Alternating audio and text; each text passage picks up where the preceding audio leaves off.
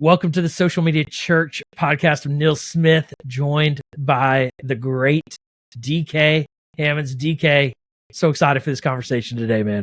Thank you, brother. It is hot as hello in Texas. Just letting y'all know, man. It's smoking out here. Yeah, it's smoking here too in New York. I think it's a high 78 today, and so right. we are. Try 100 at 11 o'clock. Man, that's cool to me.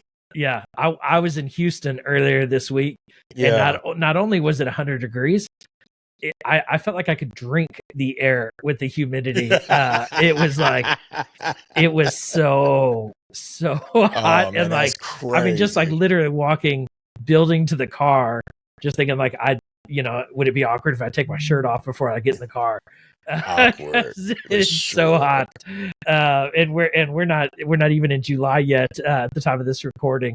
But yeah, this is the reality.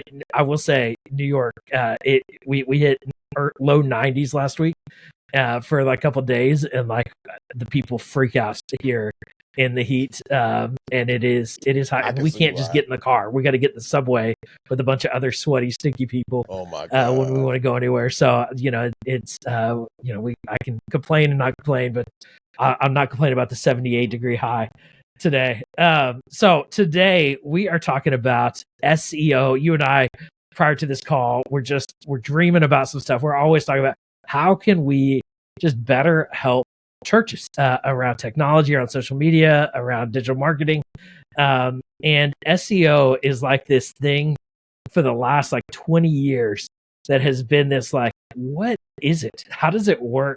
And I think the challenge is it's also always changing. And the reality is our website is our digital address. It's our owned property on the internet. It is such a critical piece to our presence, both digitally and physically. But the reality is, if somebody cannot find our website on Google, it might as well not exist.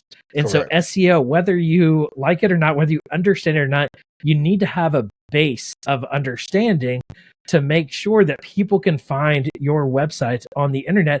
And the reality is people are not likely like typing in the name of your church and finding it. Now, that's one way they will find it.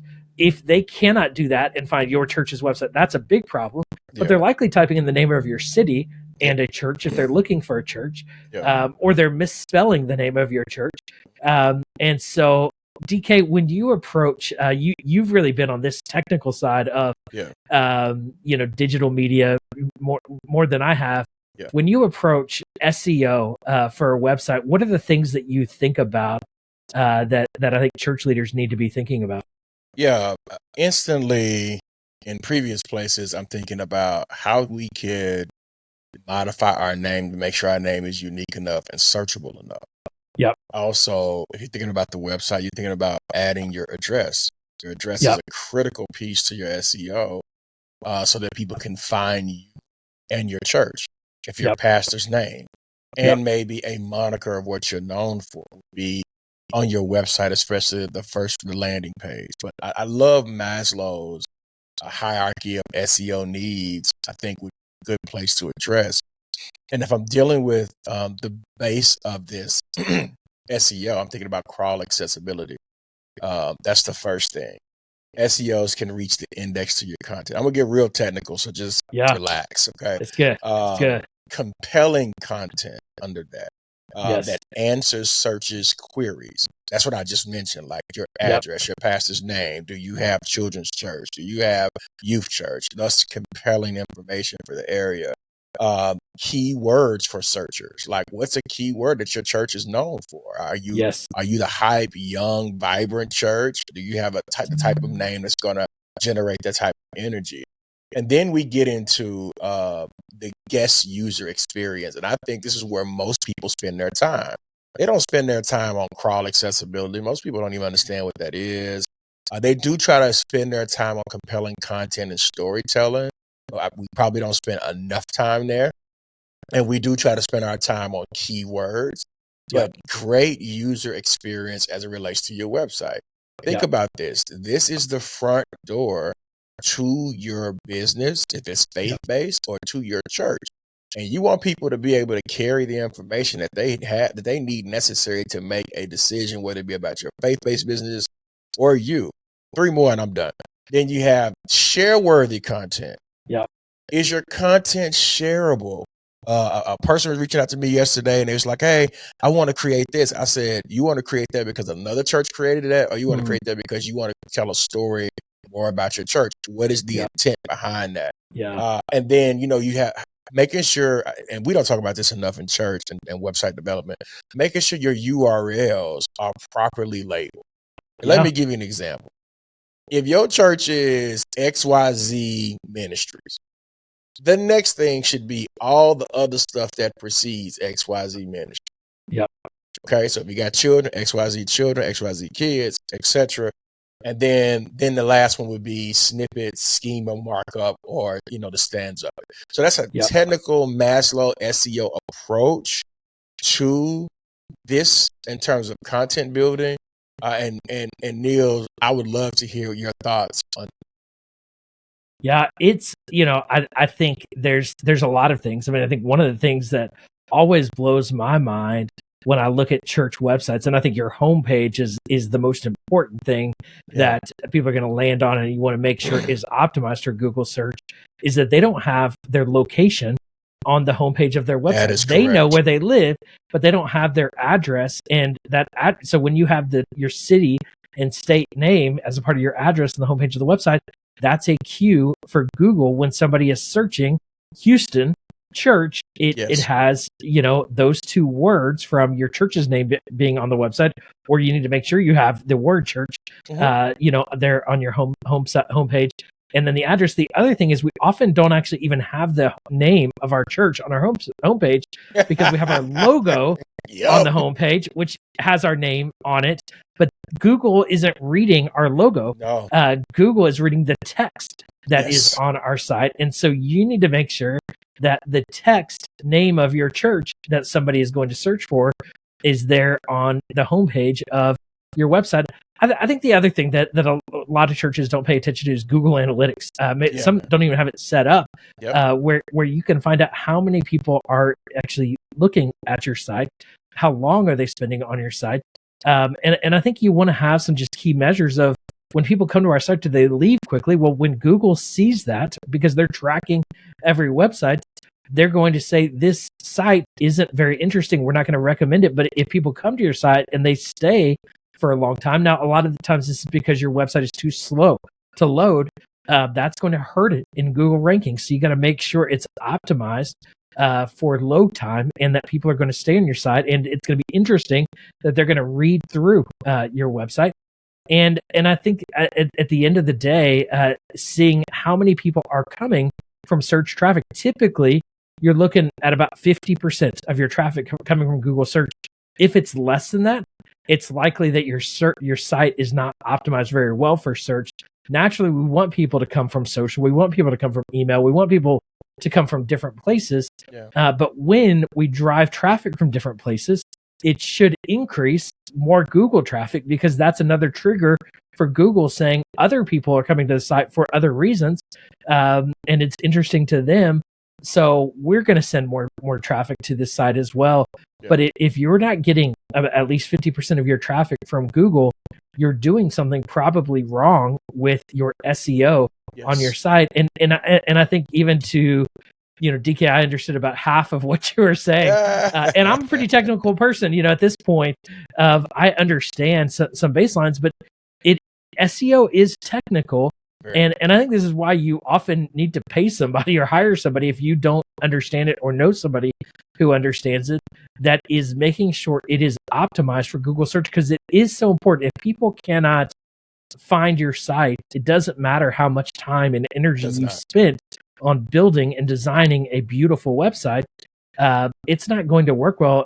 DK, the other thing I want to just add to this that I have learned in just digital marketing world is ClickFunnels is my it's my nemesis in digital marketing, because ClickFunnels websites are the ugliest websites on the internet, but at the end of the day, they work.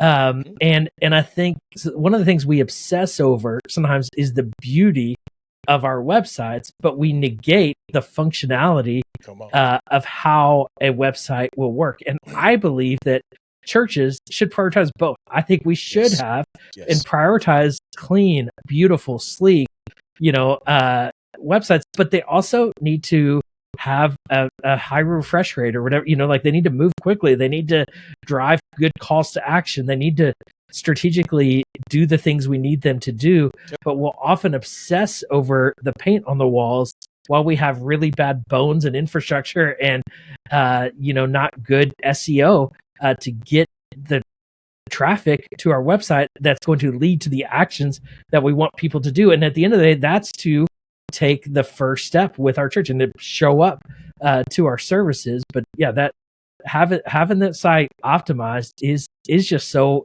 important and negated by too many churches and ministry leaders. Yeah, man. I also think to your point, what I was basically saying was the first four things in Maslow is optimization. Yes. I just gave it some nice wording, but it is optimization. Yes. And making sure that your words are not misspelled. They are accurately placed on the website strategically so that people can find them. This is why some people in the church world, faith-based businesses, they're looking at it from the standpoint like most of these sites look the same and they're set up the same. When really, no, that designer understands how SEO works and they're trying to get the most traffic to your page by building it for optimization. Yes. So to your point, we have to stop building websites for beauty. Oh, this is good. We have to build websites for optimization. Yep. Optimization is your first order of business when building a website. Then we can add the aesthetics, which only take a moment to modify and get where you're trying to go. Yes. So, ma'am, sir, if you're listening, understand that you need to figure out what is it that people need to know about us, need to hear about us, need to remember about us, and then we can go forward. So let me give you an example, man. I remember one day I was playing with the SEO in Google, and I changed the name. I changed the title of our church's name and added the 3 vision statement pieces. Yep. Right. And at first, I got yelled at for that. But the Google Analytics shot all the way through the roof because those 3 words were there. Yep. And these are always the words that it was looking for. Yep. So while I got yelled at for being creative, it was the right thing to do and keep. Now, did we keep it? No, we did not. Should we have kept it? Yes, we should. So some people, when it comes to the SEO in Google, they're going to go directly, let's put our church's title. What else is your church known for? That could also go in that same tagline. Yeah. Here's another thing on Google since we're talking about Google. Those pictures that come up on the right side of the screen, that's a part of optimization. Yeah. And if you are not updating those pictures monthly with new sets of pictures, smiling faces, various people in your churches, you're going to have a stale look to your page on Google overnight. So that's just some suggestions y'all can take with you and use.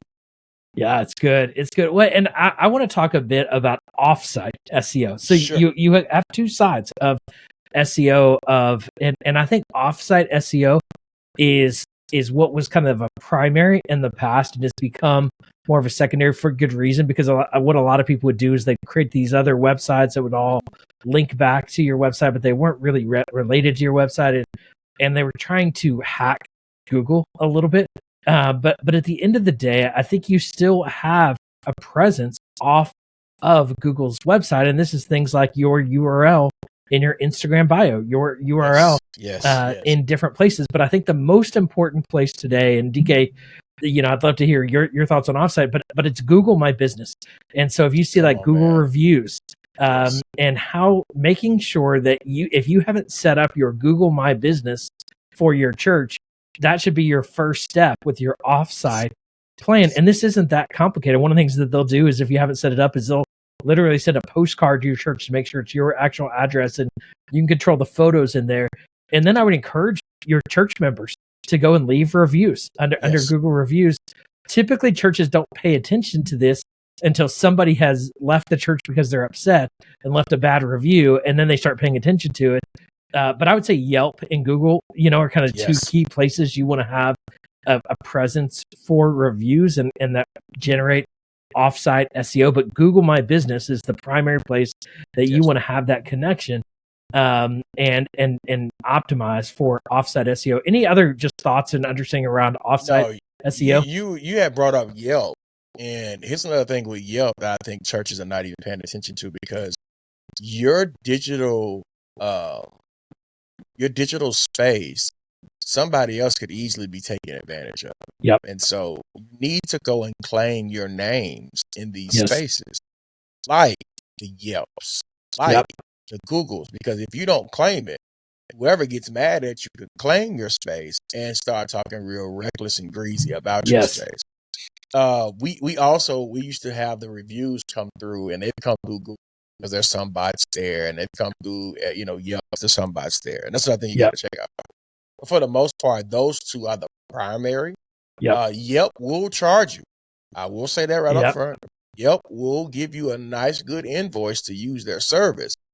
But people still use Yelp at a high degree. Now, Niels, you're going to ask, what are they using for Yelp and Google? They're trying to find the address to your church. So what does that mean? That means that Yelp and Google its focus should be on new guests, not current members. And so our approach needs to be almost evangelistic in SEO so that we can reach more people for Christ. And these are the two ways on the outside you can do that. Yeah, that's good. Well, and then I would say the other, and this isn't SEO, so there's different terms people use. So SEO, and I don't even know if we named the term, but that's search engine optimization. Correct. But it is what they call SEM, so search engine marketing. Is Google offers nonprofits. They say it's a $10,000 a month grant. It's really $330 a day, and it's hard to spend that $330 a day. There's a ton of limitations on it. But if you're not taking advantage of that, I think you're missing out on a significant opportunity. A lot of churches will tell me, like, these stipulations, it's confusing. At the end of the day, I've never seen a church, actually get in trouble around their, like the things you've got to set, approve. And the worst case is, I think they just take away the free ad grant. And so I think it's well worth getting set up with, the Google grant. It is a little technical. You might want to find a third party to run it. P.S. We do that at Amplify Social Media, but that's not a primary service that we do. But it is something we can do. So if you need help with that, we can help with that. But there are lots of people that will run it for you for $500 a month or so and help you get the most of that ad grant. But I think that using, even running Google ads without the ad grant, where if somebody's searching for a church in your area, your church, you want it to pull up first. And the only way you can guarantee that is through ads, because the first 3 results typically are going to be ads or sponsored, and then they're going to have the organic social.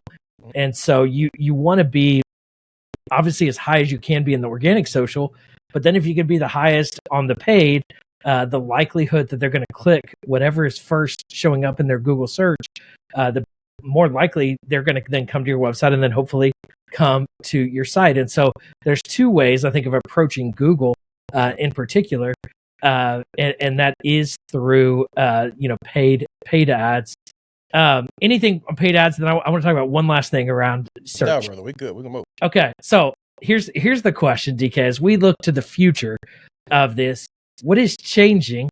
And I don't know how this is going to affect things, but when we talk about Google Gemini, is we're getting AI results now.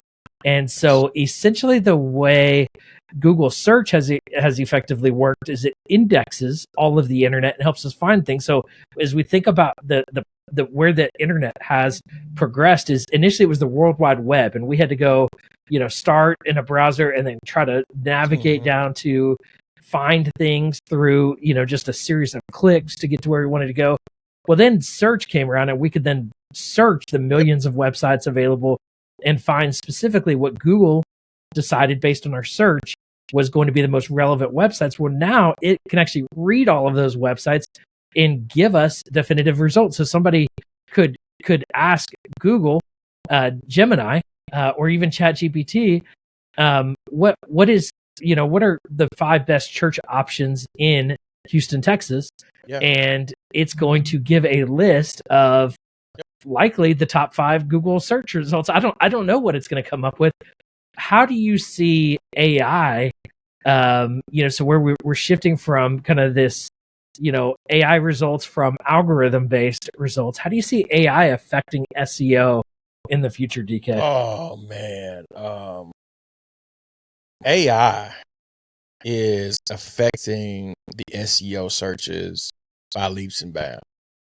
But AI can only affect or impact it based on the information that we add within AI. Yep. And so now we're at a place where AI can begin to pull news articles. So when, as you were stating that, I pulled up just in, and I'm gonna say the church's names in Dallas because some of these people I got a relationship with. I pulled it up on. I said, "Hey, give me the top churches in Dallas." Now, me looking at this list, it's basing this list some off articles, and it's also basing the list some off numbers. Yep. Okay. That's SEO. So ChatGPT has the ability to see the search engine optimization and make decisions for us and give us the best one. So here's the top name. Watermark Church. Yep. If you in Dallas for any period of time, you've been exposed to Watermark. Excellent church ministry. Yep. They're top notch. Concord Church. Yeah. Brian Carter, frat brother of mine, super dope stuff. I've had a chance to actually work with Concord, so I'm a little biased at Concord. So Concord is a dope space. Christian Temple of Faith. Never heard of them before, but that's one. The Village Church. Yep. I think it's Matt Chandler. The Village Church, and then Shoreline City. Yep. Shoreline City. Shout out to Shoreline City and all the things that they do. But that was able to happen in the span of Neil asking me the question and me answering the question. These top 5 churches coming up in AI. Now, what that tells me is that other people are searching the same exact question, and this is what it's continued to spit out. So what does that mean? That means that SEO is working for us through AI, and it is partnering to give us the information that we need. Is this a pretty good list? Actually, it is a pretty good list. It's not a bad list. I think there's some other churches that could easily go on there. You may want to go some other whatever's. But I think that's not a bad list to start with. Also, the other thing about SEO, think about this. There are people who are doing church reviews that can equally impact the SEO list. So SEO and AI, man, I think that's a partnership that we're going to see more of. And that little computing thing that we like to see more, it's going to really take off. Yeah. It's interesting. So here's what I just did while you were talking, DK, is I was like, what are the top 5 churches in New York City? And it pulled up buildings that people like to visit: St. Patrick's Cathedral, Riverside, Cathedral, or and then I just asked it, help me find a church in New York City, and then it just asked me a few criteria of what denomination are you looking for, what location are you looking for, what service style are you looking for, what focus are you looking for, and it's even saying with focus, are there any social justice initiatives or ministries that are important to you? It's going to browse all of those websites and pull those up. It's interesting, and then it just said, here are a few, just 3 churches that we would recommend. That information. It said Church of the City, New York, Hope Church, which is actually a good friend of mine. We're both, John Tyson's a friend as well, and then Redeemer Presbyterian, who I've worked with. So it's interesting that they would even give these, and I don't know if that's based on some of my other Google searches having, been engaged with all 3 of those churches in the past. And so I don't know if Google's using data they already have on me to recommend these churches. But it is so interesting it's going to function almost like a chat bot to help you find what you're looking for. which I think actually makes SEO that much more important, because it's actually getting into not just those keywords that somebody might search for, but those key questions that the chatbot might ask, and have those responses there integrated into the messaging on your website. And so this is it's a moving target, and I found a lot of churches have run into issues on social media when the algorithm changes, or on SEO when SEO best practices change.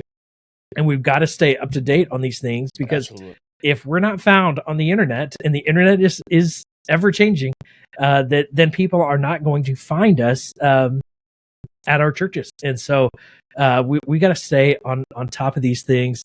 And I love where a lot of this is going, and I think these algorithms and these AI tools are actually going to help us when we help ourselves and do things to have a really good website that is clear and set up.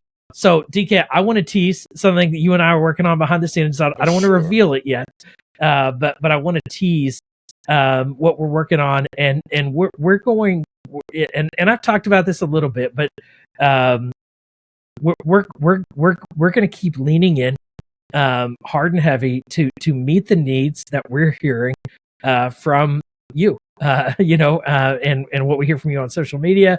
We hear from you in private conversations or public conversations, and websites are a big part of that. And so a resource that I want to just point you to in preparation for what we've got coming is churchpress.co. And on that website, we actually have a free SEO audit that you can do right now. It's very technical, but it will give you very practical things you can do to optimize the SEO on your website today. And so it's free. Just go to churchpress.co and put in your church website URL and your email address. And our team actually processes documents that will take about 24 hours to create that SEO audit. And then we will send you that audit, and you can apply it to your website. And that will go a long way. And so it might feel like, is this really helping that much? And the answer is yes, it really will help that much. And the reality is, 3 months from now, I would go and do it again. Go back to churchpress.co and ask for another audit, and let our team, use their tools to analyze your website and how it can be optimized, because this is important. And this, honestly, I think this helps your social presence as well, because the more people get to your website, the more people that are going to then link to your socials and engage with you on those channels. So we are working on something much bigger than an SEO audit tool, but we want to make sure you're aware of that. And when you get that audit, we'll send everyone who gets that audit an update when we are ready to announce what's coming. But we do have some exciting things coming in that space. So DK, anything else? Did I tease that okay? Yeah, you did. You did an awesome job. Okay. So, listen, if you guys have any suggestions of what you think we need to talk about or create, put it in the chat, and we'll definitely follow up and see what we can do on the back end to make sure we get that handled. Yeah, and when he says in the chat, I want to recommend, if you're listening to this on the podcast audio, go to the YouTube channel and put it in the chat, the comments of the video. Yes. One of the things that we're seeing more and more of is more engagement, and we're prioritizing our YouTube channel. Absolutely. Because we believe that YouTube is the most important social media outlet for churches today. And we believe for what we're doing here, YouTube is critically important. So we're glad that, because we've historically been on these audio channels for 10 years, that we have a good audience here. We also are doing what we're saying and capturing this with the best video quality that we can, and putting it out on YouTube as well. And so go and engage with us there, or subscribe to our YouTube channel, and but comment your thoughts. And we are in the comments, we are in the DMs on all the platforms, and so don't hesitate to reach out to us. We love connecting with everybody online, and love the feedback we get across the board. DK, I want to just shout out one other thing that I just did this week that I had a one of my shorts on, it was interesting on LinkedIn and Instagram is where this one performed the best. It's always so interesting of where what pops on TikTok or YouTube, but this one popped on both LinkedIn and Instagram, and it was my recommendation to create a studio in your church building. If you have a building, you should create a studio for creators to create. And so, I just, I want to show this. If you didn't watch that, go to my Instagram, watch that video. Let me know your thoughts. But it's been fun to get. I've gotten a lot of DMs about that. Of what about this, or what kind of gear should I get? I love when I get feedback like that, and we love with this podcast when we get feedback. And so and I think what people often say when I DM them back, they're like, "Oh, I didn't expect a response." Man, we are in the DMs. We are here for you and for relationships. And what you're not going to find from us is then a quick upsell to something that we're doing. We just love serving you and sharing with you. And so engage with us there. Thanks everyone for watching. You can get the show notes, everything, socialmedia.church, links to our social channels. Go connect with us there. We'll talk to you again on the next episode.